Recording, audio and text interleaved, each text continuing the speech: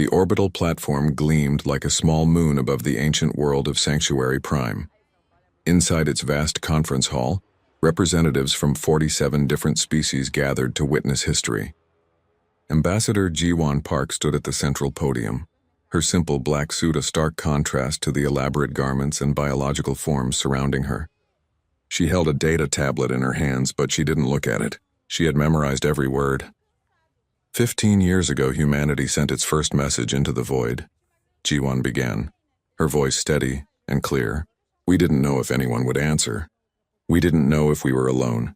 When your ships appeared in our skies, we were terrified.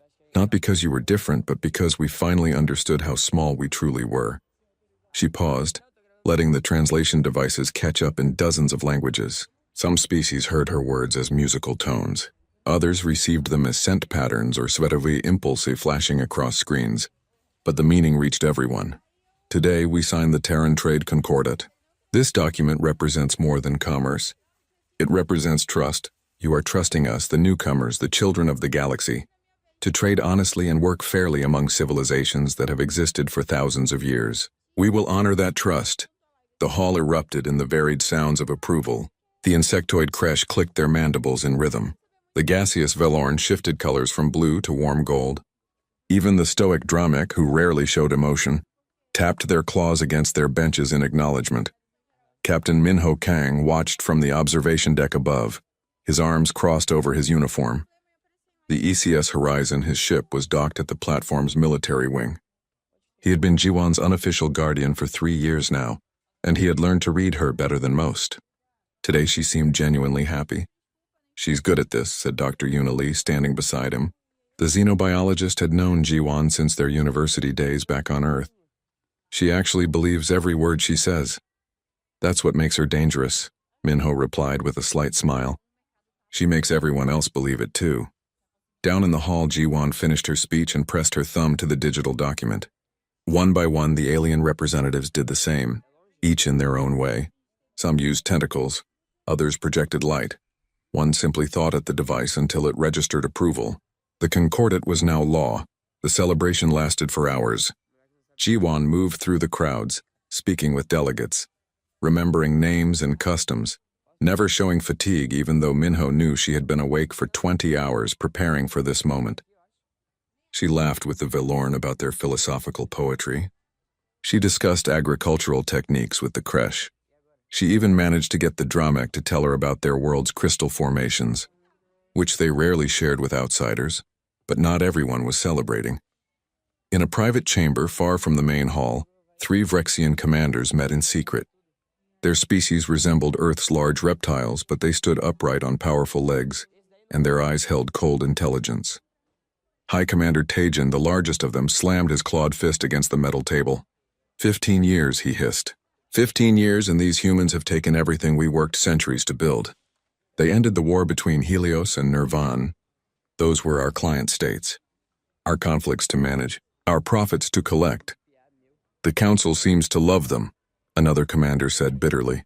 Their ambassador speaks of peace and cooperation, and everyone forgets that humans are predators. Their teeth are flat, but their history is written in blood. Taijin's eyes narrowed. The Council has short memories.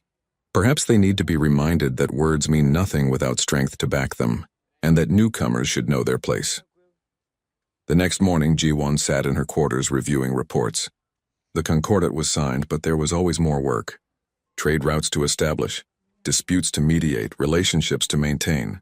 Her assistant, a young diplomat named Hyun Kim, brought her morning coffee and a worried expression. "Ambassador, you received another message," Hyun said quietly. "Another one?" Ji-won took the datapad and read the short text. It was the 3rd message this week, all saying similar things. Know your place, human. The galaxy has old laws. New species should listen, not lead. Ji-won deleted the message. Probably just someone who lost money when we negotiated the Helios peace treaty. Don't worry about it. But Ambassador, these threats are just words. Ji-won interrupted gently. And I've been doing this for 3 years. Every major agreement brings angry messages. The Council has strict laws about diplomat safety. No one would dare actually harm a representative. That would mean war, and no species wants that. Hyun didn't look convinced, but he nodded and left her to work. 2 weeks later, Ji-won received a formal invitation. The neutral station Kepler's Gate requested her presence to mediate a resource dispute between two minor colonies. It was routine work, the kind she had done dozens of times before. Commander Daehan Choi, head of her security team, reviewed the mission parameters and found nothing concerning. Light security only, he confirmed. Kepler's Gate has strict protocols. No military vessels, no heavy weapons. It's considered sacred neutral ground. Then we follow their rules, Ji-won said. Pack for a 3-day stay. Minho stopped by her quarters the night before departure. He brought a bottle of real earth wine, a rare luxury in space. A gift for the hero of the Concordat, he said with a mock formal bow. Ji-won laughed and poured them each a glass. I'm just doing my job, Minho. You're changing the galaxy, he corrected. Earth went from nobody to a major player in 15 years. That's because of you. They sat in comfortable silence for a moment, looking out the viewport at the stars. Ji-won thought about how far humanity had come. From a single planet to a voice in galactic affairs, from isolation to friendship with dozens of alien species. It felt like the beginning of something wonderful. Do you ever worry? Minho asked suddenly. That we're moving too fast? Making enemies? Every day, Ji-won admitted. But what's the alternative? Hide on Earth and hope the galaxy ignores us? We're here now. We have to make the best of it. We have to show them that humans can be trusted, that we're worth knowing. And if someone doesn't want to learn that lesson, Ji-won smiled, then we teach them anyway. With patience, with kindness, with diplomacy. It's what we do. The next morning, Ji-won's shuttle departed for Kepler's Gate. Yuna watched it leave from the observation deck, feeling an unexplained sense of dread. She told herself it was nothing, just nerves. Ji-won had done this 100 times before. The shuttle disappeared into slipspace, carrying Ambassador Ji-won Park toward her final mission. Behind her, she left a galaxy that respected humanity. Ahead of her waited enemies who would shatter that peace forever.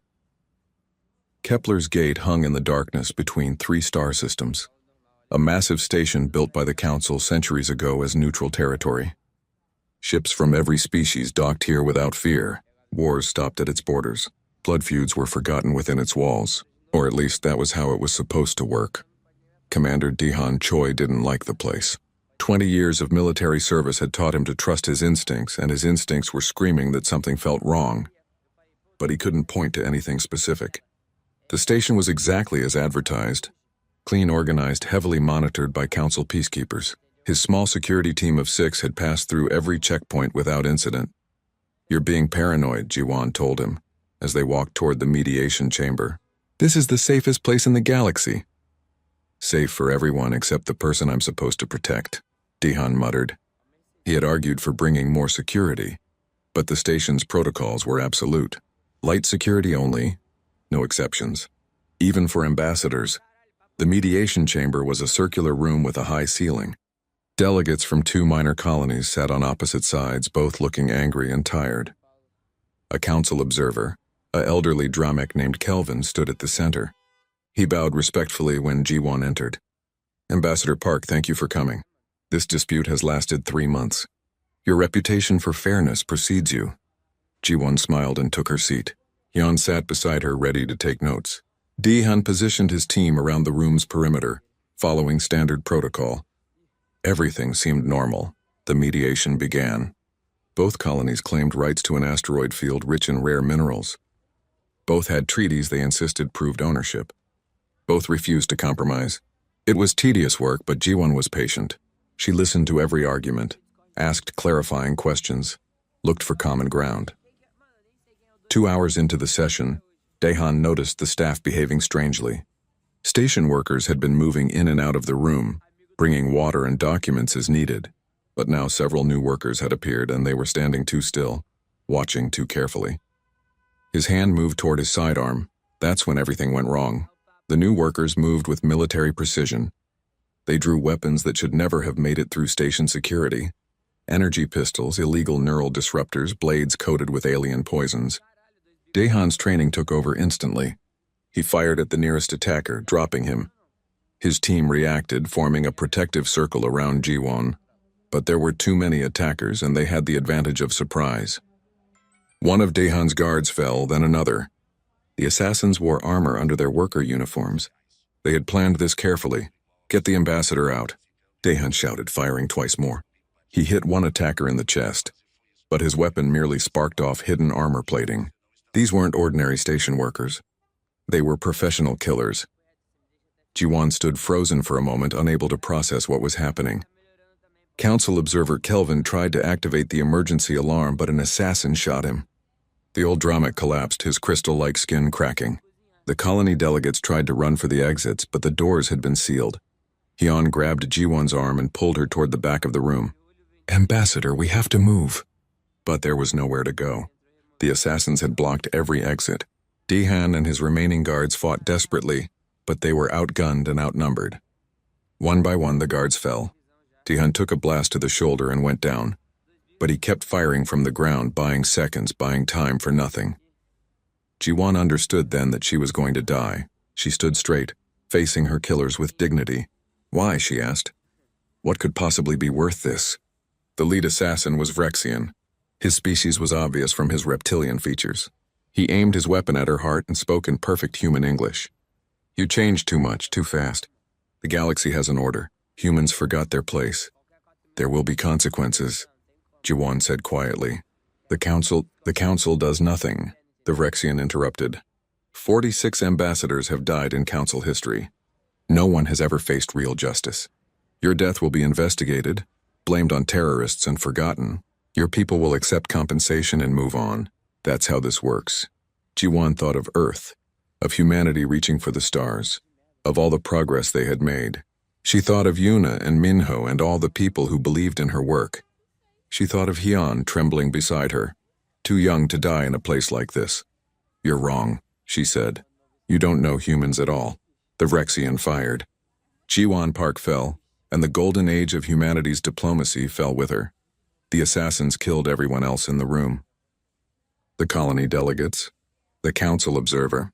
Hyun tried to fight with nothing but his bare hands, and they killed him too. Dahan, bleeding and broken, watched from the floor as they murdered everyone. Then they turned their weapons on him and everything went dark. But one camera survived. One hidden security feed overlooked in the chaos. It recorded everything. The assassins in their Vrexian armor, the methodical execution of witnesses, the leader speaking orders in the Vrexian military dialect. Every damning second was saved to an encrypted data core. The assassins planted evidence before they left. Fake manifests blaming a terrorist cell, forged communications suggesting the colony delegates had hired killers. They wiped most of the security system. They thought they had covered everything. Then they escaped in a ship that was supposed to be registered to a smuggler group, but was actually a Vrexian military vessel with its identification code scrambled. They thought they were being careful. They weren't careful enough. The bodies were discovered 2 hours later when the sealed chamber failed to respond to station communications. The council emergency team found the massacre and immediately locked down the station. News spread fast. Ambassador Jiwon Park was dead, murdered on neutral ground. Humanity's voice in the galaxy had been silenced. On Earth, Premier Seojun Oh received the news in the middle of a cabinet meeting. His face went white. He dismissed everyone except Fleet Admiral Jiho Nam and Intelligence Director Sora Han. The three of them sat in silence for a long moment. "Tell me we know who did this," Seojun finally said. Sora activated a hologram. The recovered security footage played. They watched Jiwon die. They watched Hyun die. They watched everyone die. Sora froze the image on the Vrexian leader's face. "We know," she said quietly. "High Commander Taejin, Vrexian military intelligence. This was a government-sanctioned assassination." "The council?" Jiho asked. "Already issuing statements," Sora replied bitterly. "Thoughts and prayers. Calls for investigation. Offers of compensation.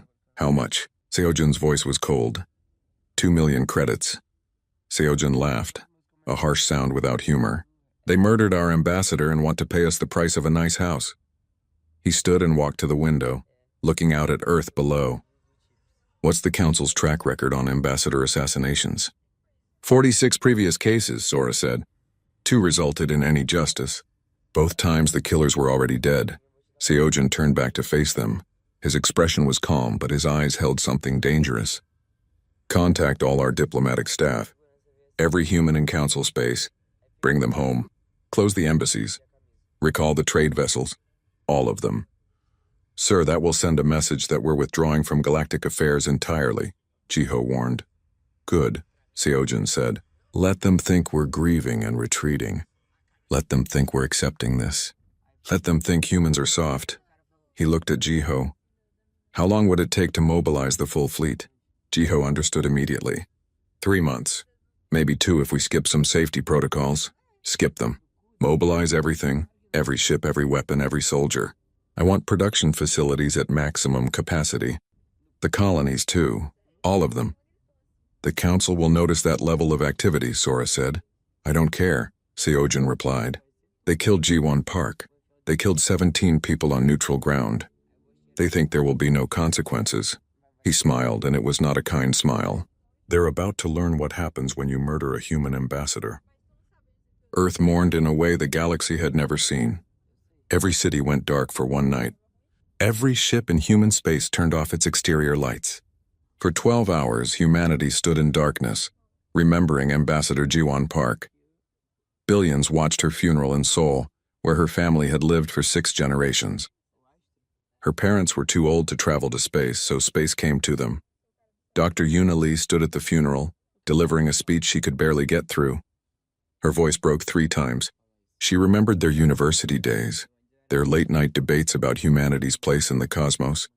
Ji-won's absolute faith that understanding and diplomacy could solve anything. She remembered the last time they had coffee together just 2 weeks ago.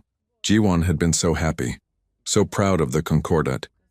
Captain Min-ho Kang attended in his dress uniform, standing at attention for the entire ceremony.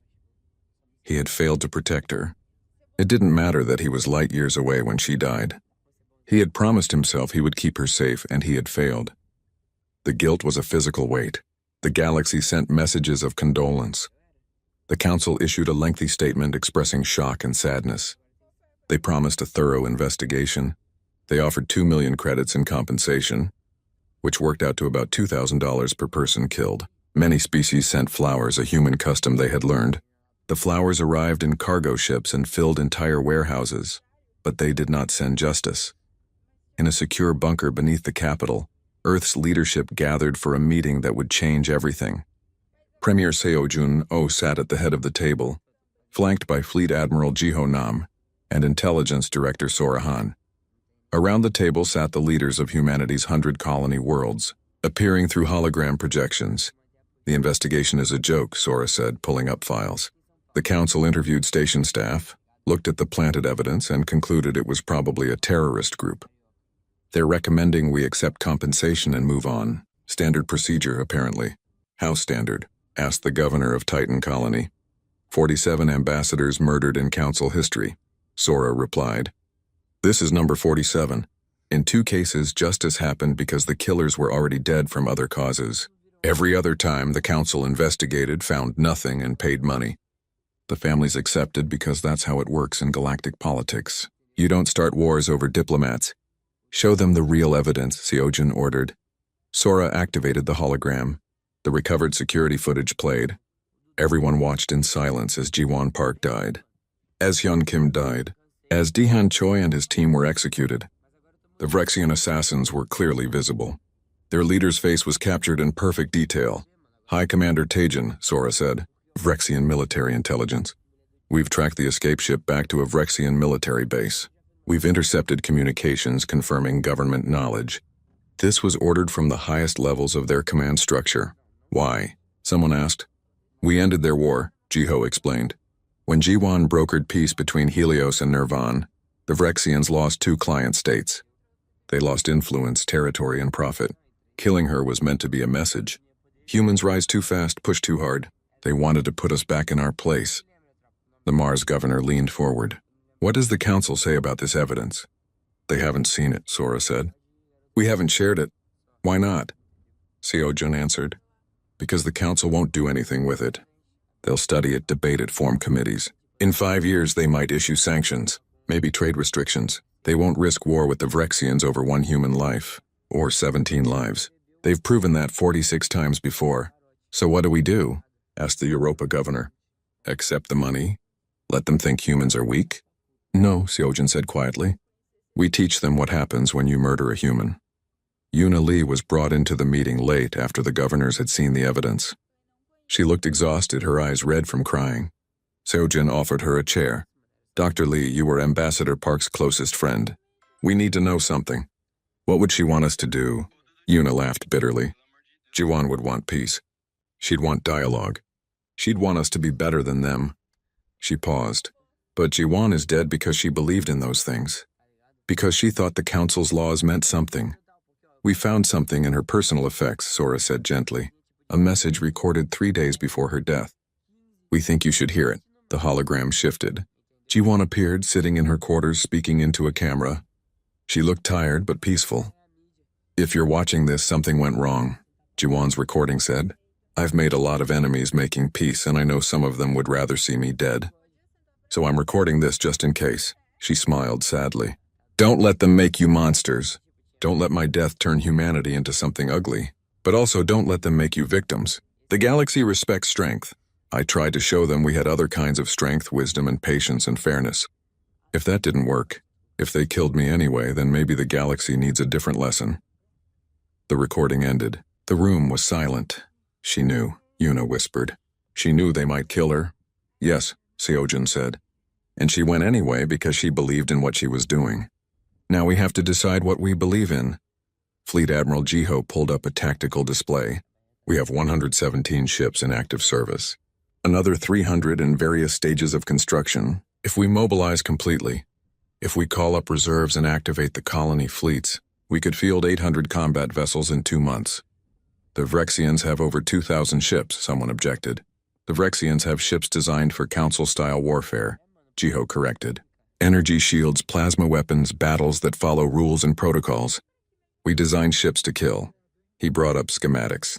No shields, just armor. Kinetic weapons that can't be deflected. Nuclear missiles that don't care about energy barriers. AI-guided swarms that overwhelm point defense. We fight dirty because we learn to fight each other. And humans are very good at killing humans. This is madness, the Titan governor said. We're talking about war, real war. The council will never support it. The council didn't support our existence at all until we proved we were useful, Seojin replied. Now they take our trade, our resources, our diplomacy. They took Jiwon Park's work for 15 years. And when someone murdered her, they offered us money and told us to move on. He stood. I'm not asking for council permission. I'm asking if humanity wants justice. The vote was unanimous. Over the next 2 months, Earth and its colonies transformed. Every shipyard went to maximum production. Retired military personnel were called back to service. Factories that made civilian goods switched to making weapons. The 100 colony worlds from Mars to distant Proxima all contributed ships and soldiers. The Terran Defense Force became the Terran Retribution Fleet. Captain Minho Kang was promoted to Rear Admiral and given command of the Vanguard forces. When Jiho offered him the position, Minho asked only one question. Will we make them pay? Every single one, Jiho promised. The galaxy noticed Earth's military buildup but misunderstood it. They thought humans were afraid, fortifying their territory. Some council members expressed concern about aggressive posturing, but took no action. The Vrexians laughed at human panic, confident that their superior numbers and technology made them untouchable. They did not understand what was coming. In the final week before deployment, Seojun recorded a message to be sent to Vrexian space at the moment the fleet arrived. He kept it simple. High Commander Taejin, you murdered Ambassador Jiwon Park. You killed 16 others to hide your crime. You believed there would be no consequences because there never have been before. You were wrong. This is not the Council's justice. This is not a committee hearing or a trade sanction. This is Terra's answer. You murdered peace. Now face war. The Terran Retribution Fleet assembled at the edge of human space. 847 warships, the largest human fleet ever created. Soldiers, pilots, and crew from 100 worlds all united in single purpose. They didn't carry banners or flags. They carried the names of the dead painted on their hulls. Yuna Lee visited the flagship before departure. She found Minho on the bridge staring at the tactical displays. Jiwon wouldn't want this, Yuna said. I know, Minho replied, but she's dead. And someone has to speak for the dead. Will you stop after Taejin, or will you burn everything? Minho looked at her. We'll burn enough that no one ever murders another human diplomat. Whatever that takes. The fleet jumped to slip space, leaving human territory behind. Destination, Vrexian space. Purpose, vengeance. Method, overwhelming violence. The galaxy was about to learn that humans were not just clever politicians and peaceful traders. They were also predators who remembered every wrong, calculated every response, and when pushed far enough, fought with absolute commitment. The Vrexians had killed one ambassador. They were about to understand what that life was worth. The Vrexian border patrol detected the human fleet 30 seconds before it arrived. Sensors screamed warnings about massive slip-space distortions. 847 contacts emerging from faster-than-light travel all at once. The patrol commander thought his equipment was malfunctioning. No species moved entire fleets like that. It was too dangerous, too coordinated, too aggressive. Then the Terran Retribution fleet materialized at the edge of Vrexian space, and the patrol commander realized his sensors were working perfectly. He immediately sent an emergency transmission to the military command, then scrambled his 12 patrol ships to intercept. It was a pointless gesture. He knew it was pointless. But he was a soldier, and soldiers followed orders even when those orders were suicide. High Commander Tejan received the warning in his command center on the primary Vrexian military world. He reviewed the tactical data with amusement. 800 human ships facing the Vrexian Empire's 2,000-vessel defense fleet. The humans had to know they were outnumbered. This was either desperation or stupidity. Deploy the 3rd and 7th fleets to the border, he ordered. 600 ships should be more than enough to send these mammals running back to their little blue world. Record everything. I want the galaxy to see what happens when primitives challenge real military power. Admiral Jiho Nam stood on the bridge of the ECS Retribution, the fleet's massive flagship. Around him, holographic displays showed every ship in the fleet, every target in Vrexian space, every possible response scenario. They had wargamed this battle for 2 months. They knew exactly what the Vrexians would do because the Vrexians always did the same thing. They relied on superior numbers and technology. They followed standard council combat doctrine. They fought wars the civilized way. Humans didn't fight civilized wars. All ships. Weapons free. Jiho ordered. Rules of engagement are simple. Anything military is a target. Nothing else. We're not here to slaughter civilians. We're here to break their military so completely that they never threaten us again. Rear Admiral Minho Kang commanded the Vanguard, 30 of the fastest and most heavily armed ships in the fleet. His vessel, the ECS Horizon, was named after his old ship. Jiwan's name was painted on the hull in letters 3 meters tall. He looked at it every morning. All Vanguard ships follow me in, Minho transmitted. Let's show them what humans do to murderers. The first battle began at the border. The Vrexian patrol ships opened fire with plasma cannons, standard council weapons designed to overwhelm energy shields. The beams struck human ships and dissipated against thick armor plating. They're not using shields, a Vrexian gunner reported in confusion. Then shoot them until the armor breaks, his commander shouted. But the human ships were already firing back. Not with plasma or energy weapons, but with solid metal projectiles moving at impossible speeds. Kinetic kill vehicles, humanity called them. Telephone pole-sized chunks of tungsten accelerated by magnetic rails until they hit with the force of nuclear bombs. The first Vrexian patrol ship exploded. Then the second, then all 12 destroyed in less than 4 minutes. The humans didn't slow down. They pushed deeper into Vrexian space. Tejan watched the border engagement with growing concern. 12 ships lost in minutes. The humans fought unlike anything he had seen before. No shields meant they took damage, but their armor held. No energy weapons meant his ship's defensive systems were useless. And they moved with coordinated precision, like a single organism. Deploy the full defense fleet, he ordered. All ships. I want them crushed now. The Vrexian defense fleet was impressive. 2,000 ships ranging from small destroyers to massive dreadnoughts. They formed a battle line 300 kilometers wide, a standard council formation designed to maximize overlapping fire. It had worked for centuries against every enemy they had ever faced. It didn't work against humans. The Terran fleet split into multiple groups, each targeting a different section of the Vrexian line. Minho's Vanguard hit first, breaking through the center with overwhelming firepower. Behind them came missile ships launching thousands of warheads that twisted and dodged through space, too many for point defense to stop. The missiles were nuclear, another weapon the Council considered barbaric. They didn't care about shields. They just exploded with enough force to crack ships in half. Colonel Yoonji Baek watched from her assault carrier as the space battle raged.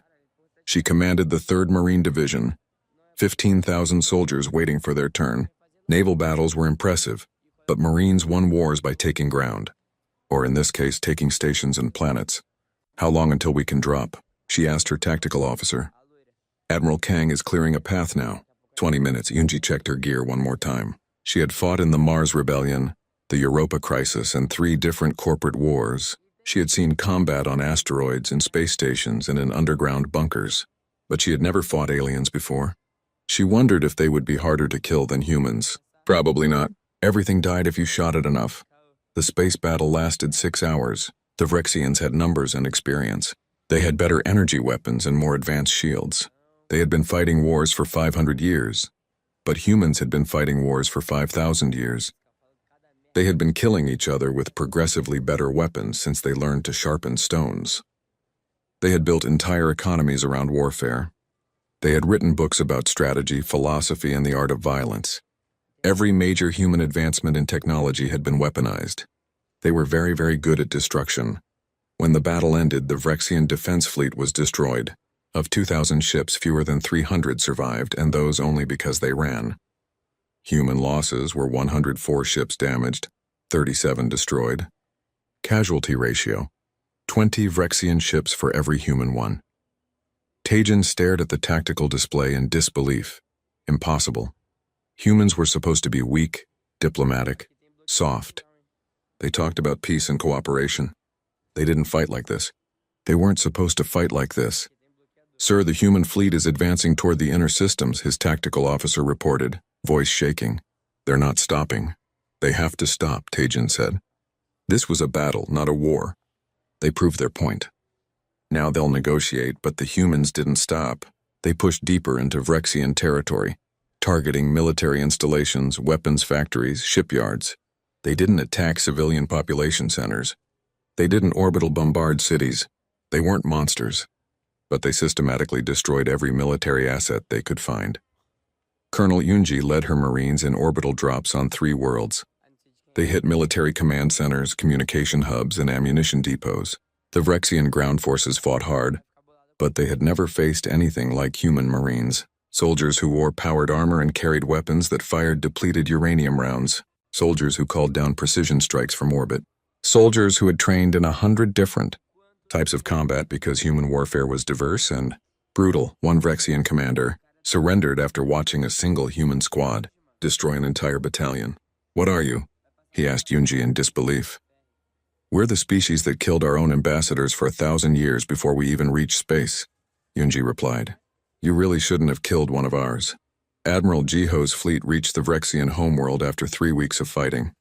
They didn't bombard it. They surrounded it. Then Jiho sent a message to the surface. "Hi, Commander Taejin.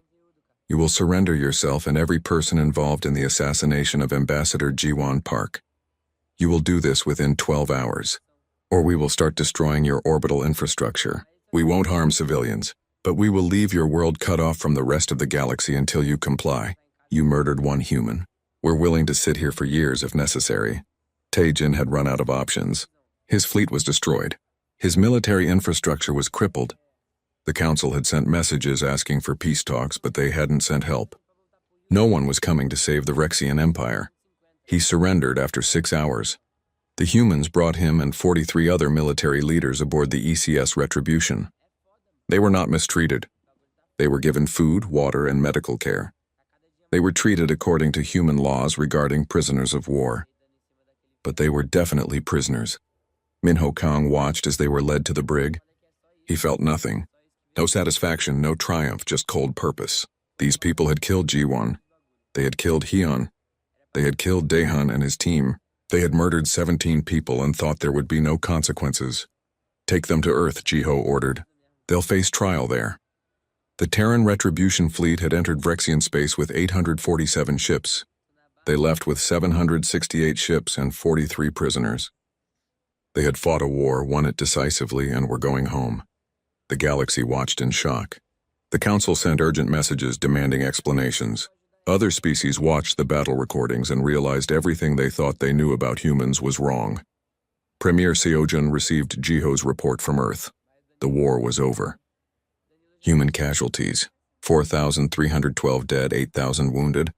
Phyrexian casualties: estimated 200,000 military personnel plus destroyed infrastructure.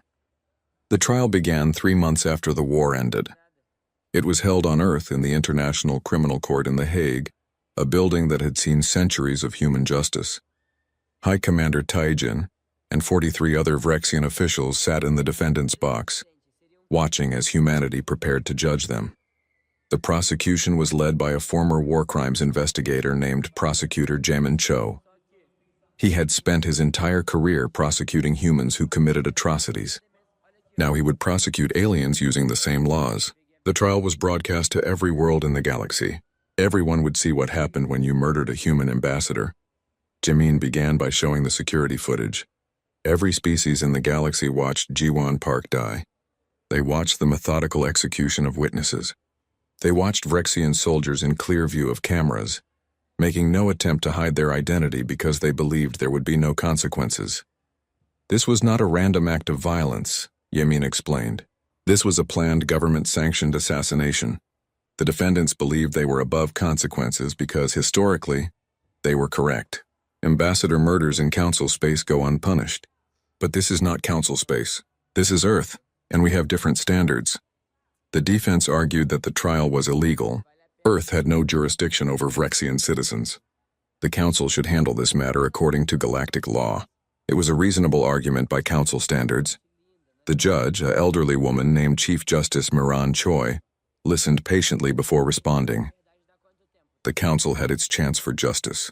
They investigated for 3 weeks and concluded they couldn't determine who was responsible, despite overwhelming evidence. They offered monetary compensation and suggested we move on, so we are moving on.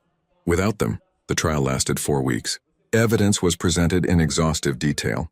Communications between Taijin and his subordinates ordering the assassination, financial records showing payments to the assassins, ship logs proving Phyrexian military vessels transported the killers. Every piece of evidence that Sorahan's intelligence service had gathered was made public. The galaxy watched as human justice unfolded. Many species found it brutal. Humans asked aggressive questions, challenged witnesses, showed graphic evidence without warning. There was no polite diplomatic language, no careful phrasing.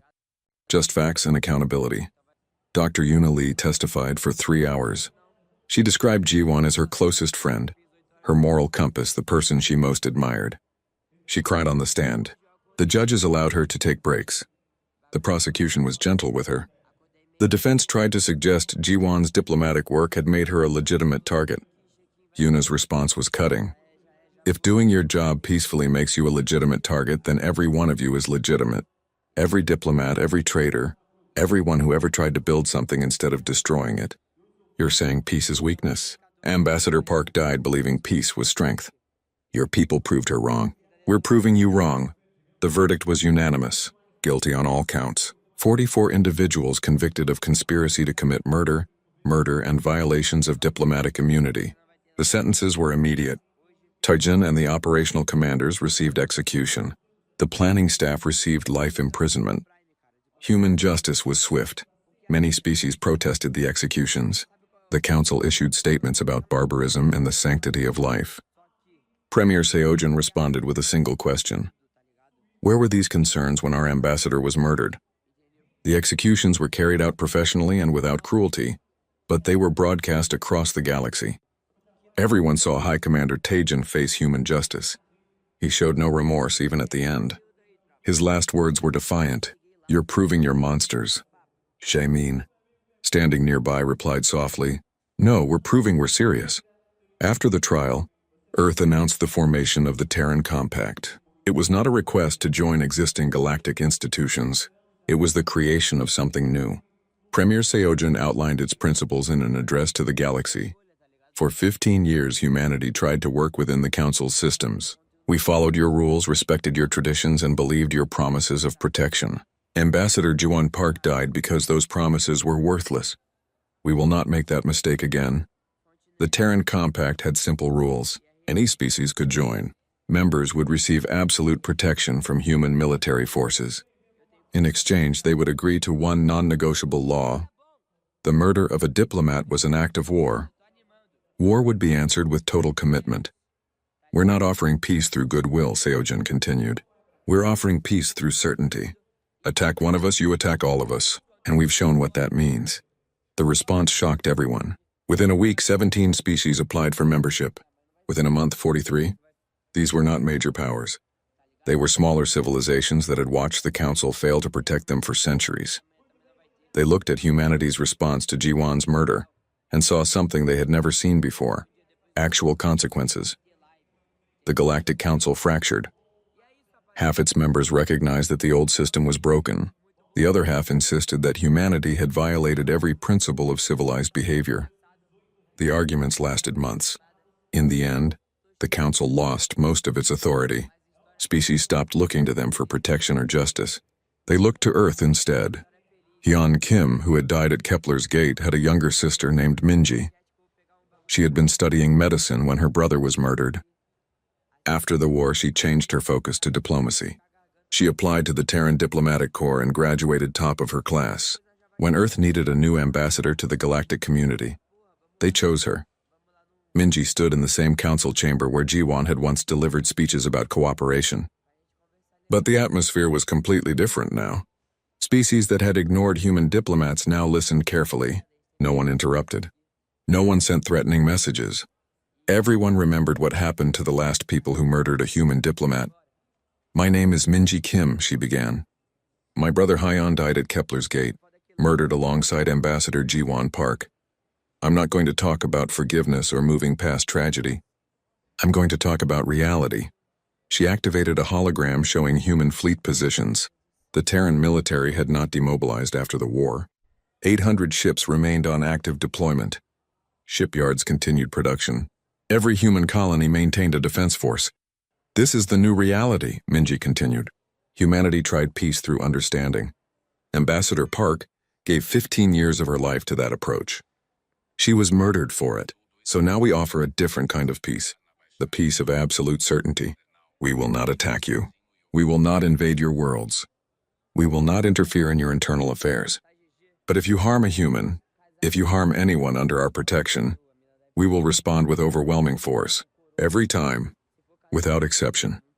A council representative, a Dramak named Kelvin II, named after the observer who died at Kepler's Gate, asked the question everyone was thinking. "Are you threatening us?" "No," Minji replied. "A threat is conditional. This is a promise. We're not asking for your approval or permission. We're informing you how human protection works now. Don't attack our people and we'll never have a problem. It's simple." Yuna Lee watched the speech from Earth. She had returned to her research studying alien biology, trying to rebuild the life she had before Ji-won's death. She thought about her friend often, about the person Ji-won had been and the legacy she left behind. Ji-won had wanted humanity to be known for wisdom and patience. Instead, they were known for vengeance and military power. Was that better? Was that worse? Yuna didn't know.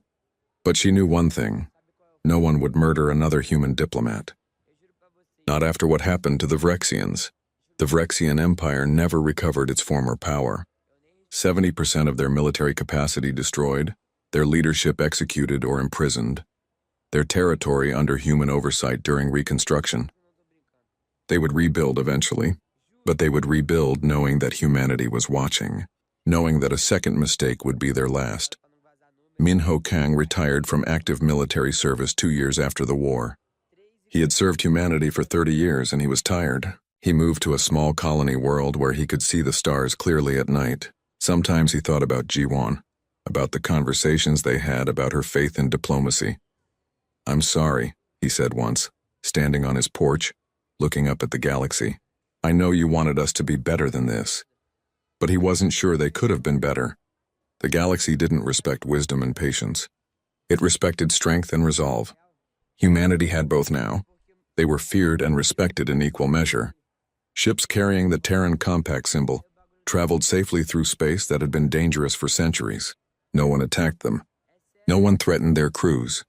Everyone remembered the Vrexian War. On Earth, in the city of Seoul, a memorial garden was created for Jiwon Park. It covered 3 hectares and contained flowers from 100 worlds.